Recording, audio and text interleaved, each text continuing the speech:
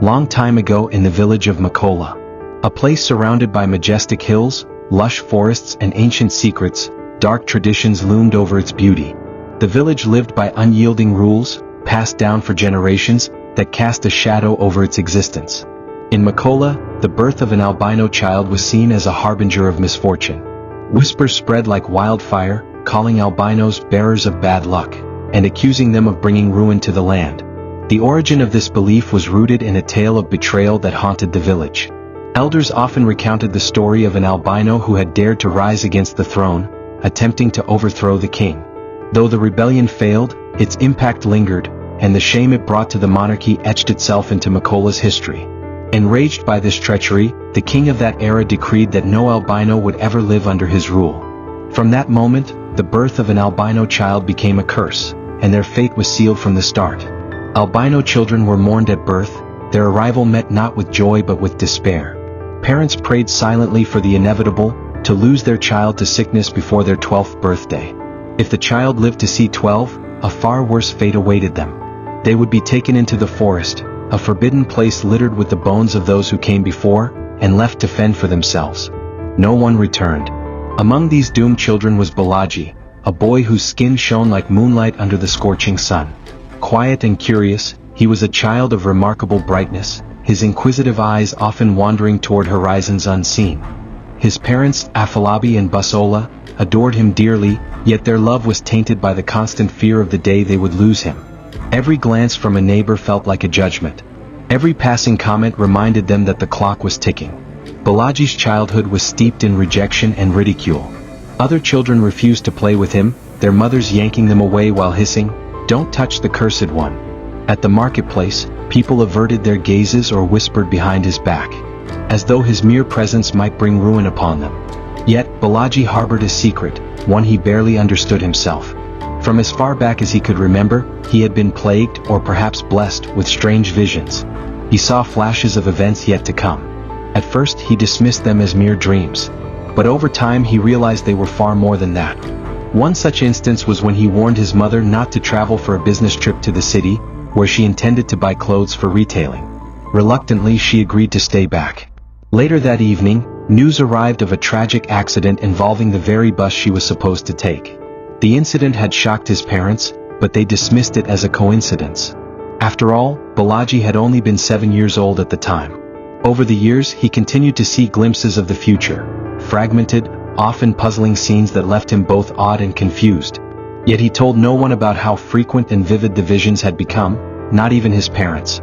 He feared what it might mean and worried they might not believe him.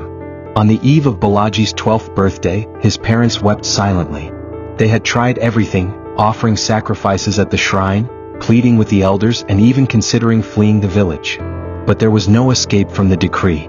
By dawn, the palace guards arrived, their spears gleaming, their faces devoid of emotion. Bolaji was taken. They led him into the dense forest, a place where sunlight struggled to break through the canopy. The guards left him without a word, turning back as the boy stood alone. Fear gripped Bolaji, but as the sound of their footsteps faded, he found himself filled with a strange determination. Wandering through the forest, he stumbled upon dry bones, some small, others large, scattered like forgotten memories. Decomposing bodies lay among the roots, their features barely discernible. Bolaji shivered, realizing these were the remains of others like him, abandoned and left to die. Days passed. Hunger gnawed at him, but the forest seemed alive, whispering secrets to him through the rustling leaves and distant animal calls. One night, as he lay beneath a tree, a vision came to him. A terrifying glimpse of his village. He saw the queen betraying the king, her treachery plunging Mokolaa into ruin. He foresaw famine, endless suffering and isolation, as neighboring villages turned their backs on Mokolaa. He witnessed heart-wrenching images of villagers burying their loved ones day after day. It all felt like the cries of the banished innocent souls, their restless spirits vowing to return and seek justice. Bolaji woke up with fear, his heart pounding in his chest. He knew he had to warn his people. Despite their rejection, his family still lived there. And deep down he still loved Mokolaa. Bolaji's journey back to Mokolaa was fraught with danger. The forest was alive with predators, and every shadow seemed to hide a threat. But he pressed on, driven by the urgency of his vision. His bare feet were torn and bleeding by the time he emerged from the dense undergrowth and saw the familiar rooftops of the village. On getting to the palace, the guards spotted him first, their shouts echoing through the evening air. "It's the cursed one. The albino has returned." Elders spilled out of the palace, their faces twisted in fear and anger. "What are you doing in this village?" one of the chiefs demanded angrily, hurling a stone at him. But Bolaji raised his hands and called out, "I have seen the future. Makola is in danger." His words brought a momentary hush. The elders, reluctantly willing to listen, told him to speak quickly without wasting their time. Bolaji fell to his knees before them, his voice trembling but resolute as he recounted his vision. He spoke of the queen's betrayal, the king's death, and the famine that would follow if they did not stop the barbaric act of banishing innocent souls from the village. The chief elder, Baba Fatoyosi, narrowed his eyes. "So, you claim to see the future? You cursed little thing?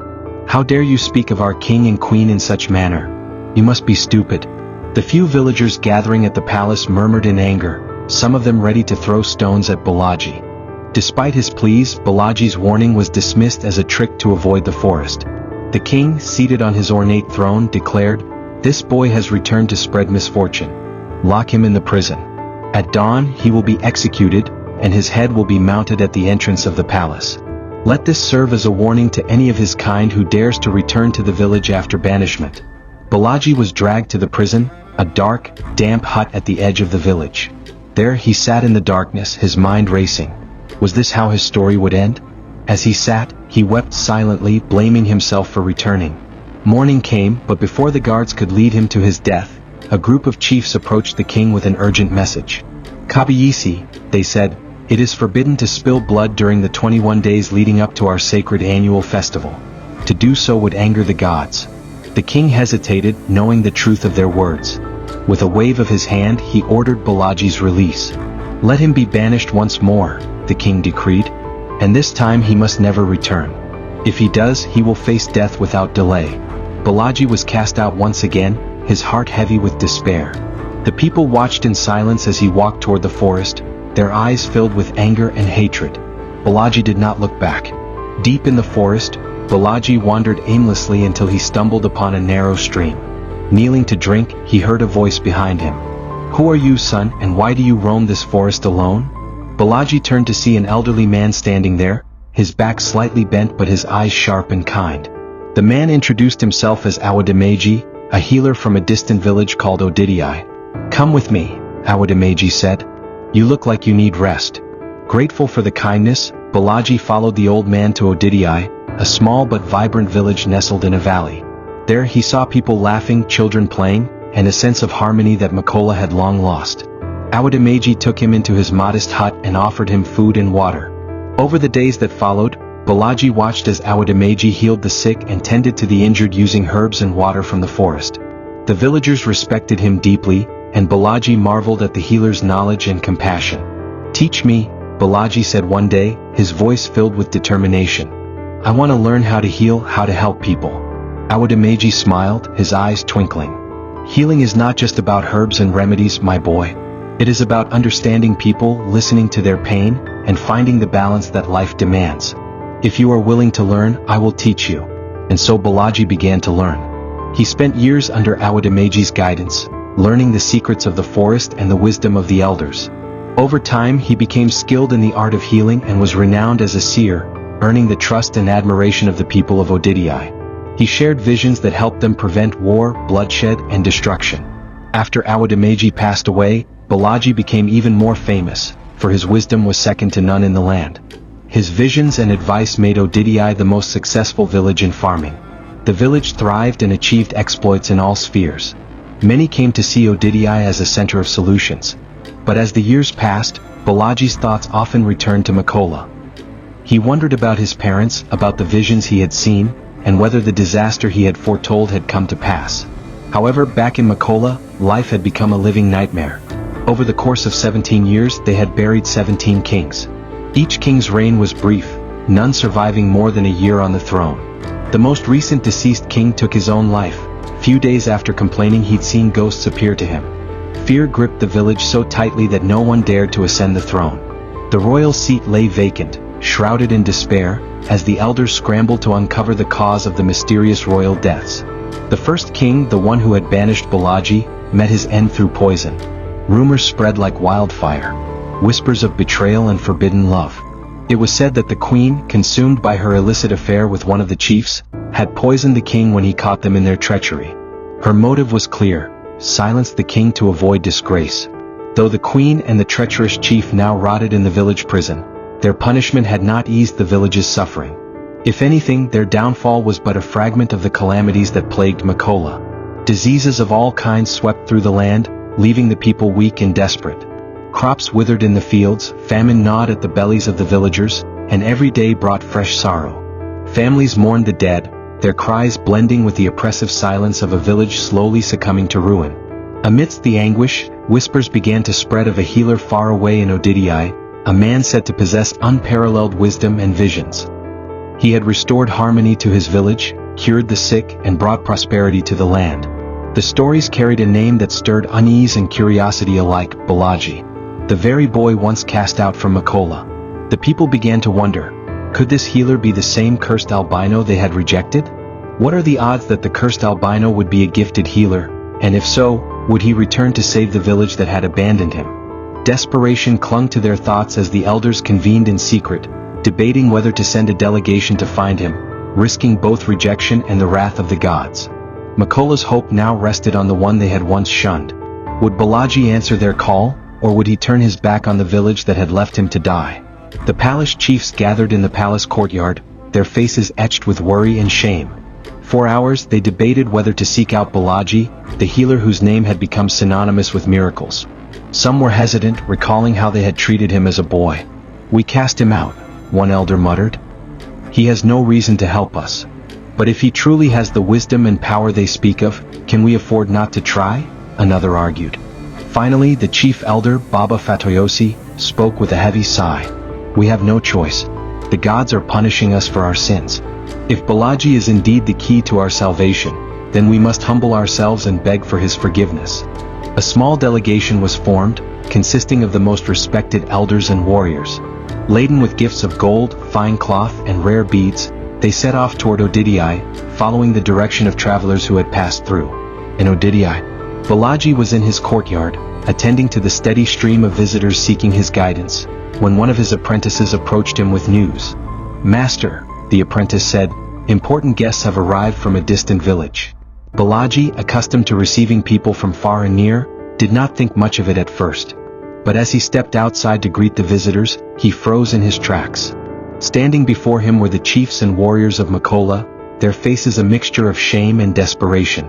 His gaze locked with theirs, and memories of what they had done in the past surged through him. Without a word, Bolaji turned his back on them, anger and pain evident in his every step. "Bolaji, please," their voices rose in unison, pleading. The chiefs fell to their knees, their pride abandoned. Baba Fatoyosi, his voice quivering with age and regret, began to speak. "Bolaji, son of our native Makola, we have come to beg for your forgiveness. We regret the evil we did to you and the others we cast away. As we speak, our village is dying. Our people are sick, our crops fail, and the throne remains empty. We were wrong to banish you, and now we suffer the God's wrath for our sins. Please, forgive us and guide us to salvation." The courtyard fell silent, all eyes on Bolaji. The memories of his suffering mingled with the wisdom he had gained over the years. Taking a deep breath, he turned to face them, his voice steady but firm. "I have not forgotten the pain I endured at your hands," he said, his tone piercing. "I was abandoned to die in the evil forest, left to the mercy of predators and spirits. What if I had died and not survived to become the man I am today? Your regret is not born of remorse, but fear of the calamities that have fallen upon you." The chiefs bowed their heads in shame, their silence heavy with guilt. "But," Bolaji continued, his expression softening, "the gods have shown me mercy, and so I will do the same for you. I will return to Mokolaa. With the help of the gods, your village will be restored." Few days later, when Bolaji entered Mokolaa, the sight before him broke his heart. The once thriving village was now a shadow of its former self. Disease had ravaged the people, famine had drained their strength, and the air was heavy with despair. He wept bitterly when he saw his mother, frail and weak from years of suffering. She clung to him, her tears soaking his shoulder as she whispered, "Your father is gone, Bolaji. He died 2 years ago." Bolaji's grief deepened as he walked through the village, witnessing the condition of others who had been afflicted. Their bodies bore the marks of disease, their eyes hollow with hunger and hopelessness. "If only they had listened to me back then," he murmured. "This is the price of the innocent souls taken prematurely, the cries of those wrongly condemned." Bolaji wasted no time and began the sacred work of healing immediately. He conducted ritual cleansings and fervent prayers to the gods, a process that stretched over 7 days and 7 nights. By the light of the moon and the crackle of ceremonial fires, he offered sacrifices to appease the restless spirits, particularly those haunting the palace. With every chant and offering, Bolaji pleaded for the gods' mercy, begging them to lift the curse that had gripped the people of Makola. Each night, the air seemed to grow heavier with anticipation, as though the village itself held its breath, waiting for the gods' reply. The village began to heal. Crops started to grow again, the diseases subsided, and the people regained their strength. Having learned from their suffering, the elders abolished the practice of banishing albinos and vowed to treat all members of the community with dignity and respect. In their gratitude, the people of Makola offered Bolaji the throne, declaring him their savior and leader.